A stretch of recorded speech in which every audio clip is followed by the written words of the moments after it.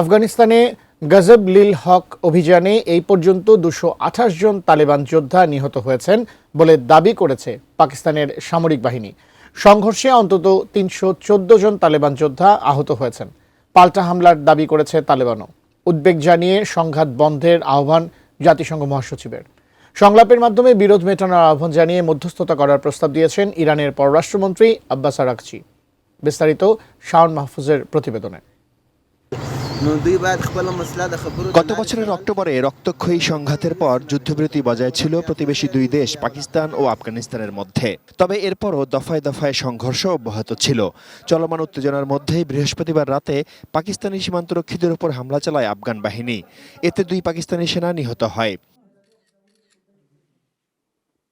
প্রতিশোধ নিতে রাতেই কাবুল, পাকতিয়া, নানগারহার ও কান্দাহার প্রদেশে পাল্টা হামলা চালায় পাকিস্তান।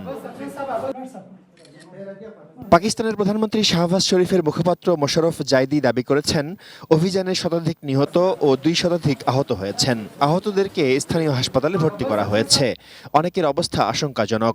হামলায় ধ্বংসস্তূপে পরিণত হয়েছে অসংখ্য ঘরবাড়ি। এছাড়া 80টিরও বেশি ট্যাঙ্ক ও 27টি সামরিক পোস্ট ধ্বংস করা হয়েছে অপারেশন গজব লিল হক নামের এই অভিযানে। উন্নত মানের কাঁচামাল আরআইএল অ্যাঙ্গেল এন্ড চেনে। এখন কাঠের দিন শেষ, আরআইএল এর বাংলাদেশ। পাকিস্তানের নিরাপত্তা ও অখণ্ডতা নিয়ে কোনো আপোষ করা হবে না বলে মন্তব্য করেছেন দেশটির প্রধানমন্ত্রী শাহবাজ শরীফ।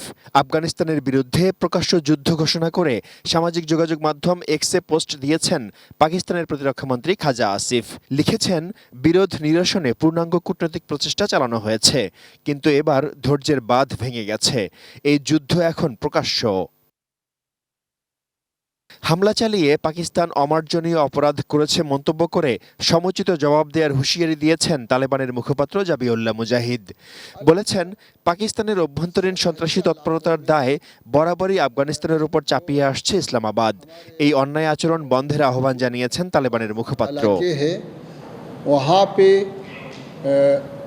कुछ अटैक हुआ है, हम उसकी मजम्मत करता है और हम पाकिस्तान हुकूमत का ये काम एक बड़ा गलती समझता है। উদ্বেগ জানিয়ে সংঘাত বন্ধের আহ্বান জাতিসংঘ মহাসচিবের। সংলাপের মাধ্যমে বিরোধ মেটানোর আহ্বান জানিয়ে মধ্যস্থতা করার প্রস্তাব দিয়েছেন ইরানের পররাষ্ট্রমন্ত্রী আব্বাস আরাকচি।